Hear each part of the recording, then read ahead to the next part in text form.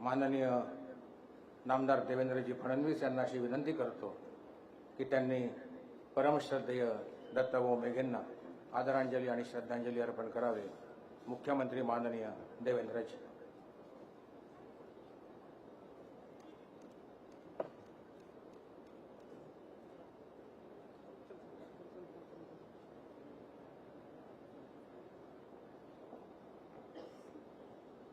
आजच्या या शोकसभेला उपस्थित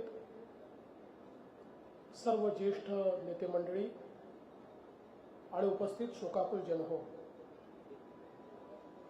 आपल्या सर्वांचेच अतिशय आदरणीय लाडके नेते आदरणीय दत्ताभाऊ मेघे यांच्या दुःखद निधनाच्या निमित्ताने त्यांना श्रद्धांजली अर्पण करण्याकरता आपण सर्व लोक या ठिकाणी एकत्रित आलो आहोत. सर्वच वक्त्यांनी त्यांच्या जीवनातले विविध प्रसंग, त्यांच्या व्यक्तिमत्वाचे विविध कंगोरे आपल्यासमोर आणले आहेत. खऱ्या अर्थानं जनसामान्यांचा नेता, बहुजनांचा नेता, गोरगरिबांचा नेता अशी विविध भूषणं ज्यांना देता येतील असे दत्ताभाऊ होते. अतिशय गरिबीतनं आपल्या जीवनाची सुरुवात करत स्वतःच्या कर्तृत्वाने आपल्या पायावर उभा राहिलेला हा नेता होता. नितीनजींनी आता सांगितलं, जुनी पुस्तकं विकणं असेल, पेपर टाकणं असेल, आईस्प्रूफ विकणं असेल, यातून आपलं शिक्षण त्या ठिकाणी करत आणि स्वतःच्या पायावर उभे राहिले. युवकांचं संघटन उभं केलं. युवा नेते म्हणून विविध आंदोलनांच्या माध्यमातून एक आपली प्रतिमा उभी केली आणि त्यातूनच त्यांचा मोठा राजकीय प्रवास हा सुरू झालेला आपण बघितला, जो सातत्याने कधी मंत्री, कधी आमदार, कधी खासदार, कधी राज्यसभेचे सदस्य अशा विविध सभागृहांमध्ये काम करताना आपण सर्वांनी त्यांना बघितलं. खरं म्हणजे सर्व लोक प्रेमाने त्यांना दत्ताभाऊ म्हणायचे, पण दत्ताभाऊंपेक्षा ते दाताभाऊ होते. असा दाता हा आपल्याला कधीच पाहायला मिळणार नाही. कोणाचंही दुःख हे आपलं दुःख समजून त्याच्या पाठीशी उभं राहायचं आणि जमेल तेवढी मदत त्या व्यक्तीला करायची, ही दत्ताभाऊंची खऱ्या अर्थानं त्या ठिकाणी ओळख होती. अनेक नेते आज आपण बघू शकतो या विदर्भामध्ये की ज्यांचं नेतृत्व शून्यातनं उभं राहिलं आणि अशा अनेक नेत्यांना पाठबळ देणारे नेते कोण, तर ते दत्ताभाऊ होते, हे देखील आपल्याला पाहायला मिळतं. त्यामुळे सामान्यातल्या सामान्य कार्यकर्त्याला हेरून त्याच्या पाठीशी उभं राहायचं, त्याला सर्वोपरी मदत करायची आणि त्याला नेता बनवायचं, अशा पद्धतीनं दत्ताभाऊंचं कार्य चालायचं. आणि आपल्या सगळ्यांना माहिती आहे की त्यांच्या दातृत्वाबद्दल सर्वांनी सांगितलं. एक त्यांनी बातमी पेपरमध्ये वाचली आणि एका कुटुंबाने राष्ट्रपतीकडे इच्छा मरणाचा अर्ज केला की मुलाचं शिक्षण होऊ शकत नाही, आमच्याकडे काही नाही, त्यामुळे मला इच्छा मरण करू द्या. दत्ताभाऊंनी लगेच त्या कुटुंबाला बोलवलं, त्यांचं म्हणणं ऐकून घेतलं आणि त्यांना सांगितलं, आजपासून तुमची जबाबदारी माझी आहे. संपूर्ण त्यांचं शिक्षण करून चांगल्या नोकरीवर त्या मुलाला लावून त्याचं जीवन बदलण्याचं काम हे दत्ताभाऊंनी केलं. अशा पद्धतीनं कितीतरी या ठिकाणी लोक असतील की ज्यांच्या जीवनात हा दत्ताभाऊंचा जो काही परिसस्पर्श आहे तो झालेला आपल्याला पाहायला मिळाला. आपल्याला कल्पना आहे की दत्ताभाऊंच्या मातोश्रींची इच्छा होती, त्यांनी डॉक्टर व्हावं, परिस्थितीमुळे ते डॉक्टर होऊ शकले नाही, पण आज हजारो डॉक्टर तयार करण्याचं काम हे दत्ताभाऊंनी केलं. जे मला मिळालं नाही ते इतरांना कसं मिळेल याकरता ज्या प्रकारे त्यांनी शैक्षणिक क्षेत्रामध्ये काम उभं केलं, विविध कॉलेजेसच्या माध्यमातून इतक्या मोठ्या प्रमाणात हा विस्तार त्यांनी उभा केला. पण हा विस्तार उभा करत असतानाही कधीही त्यांच्या डोळ्यासमोरून सामान्य माणूस गेला नाही.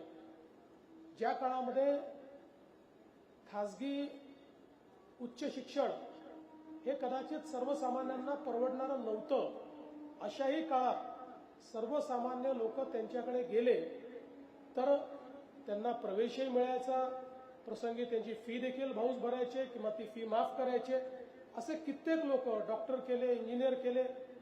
मला आठवतं आम्ही देखील ज्यावेळेस लहान होतो आमच्या वडिलांचे आणि दत्ताभाऊंचे खूप मैत्रीचे संबंध होते आणि त्या काळामध्ये इंजिनिअरिंग कॉलेजेस कमी होते. त्यामुळे देशभरातनं बिहार, उत्तर प्रदेश वेगवेगळ्या ठिकाणून लोक यायचे. पक्षाचे कार्यकर्ते आमच्या वडिलांकडे यायचे की आमच्या मुलाची ऍडमिशन करून द्या. त्या काळात वडील दत्ताभाऊंना विनंती करायचे आणि कुठलेही त्या ठिकाणी कारण न सांगता जे लोक बाहेरून यायचे त्या सगळ्यांचे प्रवेश दत्ताभाऊ करायचे. त्यांना फी मध्ये कन्सेशन मागितलं तर ते कन्सेशन द्यायचे. त्यांनी कधीही व्यवसाय म्हणून याच्याकडे पाहिलं नाही, सेवा म्हणून बघितलं. आणि म्हणून आज आपण बघतो की या सगळ्या संस्था उभ्या करत असताना गुणवत्तेशी कुठलीही त्या ठिकाणी कुठलेही कॉम्प्रोमाइज हे कधी दत्ताभाऊंनी केलं नाही. जे जगात उत्तम आहे ते माझ्या संस्थांमध्ये असलं पाहिजे अशा पद्धतीनं या सगळ्या संस्था त्यांनी चालवल्या. त्या ठिकाणी तिरुपती बँक असेल, सुतगिरणी असेल, प्रत्येक क्षेत्रामध्ये आरोग्याचं क्षेत्र, सहकाराचं क्षेत्र, शिक्षणाचं क्षेत्र, प्रत्येक क्षेत्रामध्ये आपला विस्तार हा गुणवत्तापूर्ण कसा होईल असाच प्रयत्न सातत्याने दत्ताभाऊंनी केला. आणि म्हणूनच मला असं वाटतं की आज आपण ज्यावेळेस मागे वळून पाहतो त्यावेळी अशा प्रकारचे नेते आपल्याला फार कमी दिसतात. इतका दिलदारपणा, एक प्रकारे मला असं वाटतं की दत्ताभाऊ कदाचित राजकीय विरोधक त्यांचे अनेक असू शकतात, पण वैयक्तिक दत्ताभाऊंचा विरोधक कधीच कोणी राहिला नाही. किंबहुना त्यांनी सर्वांशी आपली मैत्री जपली आणि आपल्या स्वतःच्या स्पर्शाने ती जपली, आपल्या स्वतःच्या आउटरीचने ती जपली. हे त्यांचं मोठेपण होतं. आणि म्हणूनच जसं नितीनजींनी सांगितलं की पवार साहेबांना ते खूप आपल्या जीवनामध्ये प्रमुख मानायचे. किंबहुना पवार साहेबांनी त्यांच्या संपूर्ण वाटचालीमध्ये एक मोलाचा वाटा त्या ठिकाणी ठेवला. पण त्याच वेळी तेवढंच त्यांचं प्रेम, त्यांची मैत्री ही नितीनजींसोबत होती. किंबहुना नितीनजी तर त्यांच्या परिवारातले घटक म्हणूनच त्या ठिकाणी त्यांची आणि मेघे साहेबांचे संबंध राहिले. आणि मला असं वाटतं की ही जी काही संबंध जपणे, ही जी काही मेघे साहेबांची आतोटी होती, या विदर्भातल्या कुठल्याही जिल्ह्यात, कुठल्याही तालुक्यात आपण जर गेलो तरी देखील मेघे साहेबांना मानणारे, मेघे साहेबांवर प्रेम करणारे किंवा कुठेतरी मेघे साहेबांचा स्पर्श झालेले असे अनेक कार्यकर्ते आणि नेते सगळ्या पक्षांमध्ये आपल्याला दिसतात.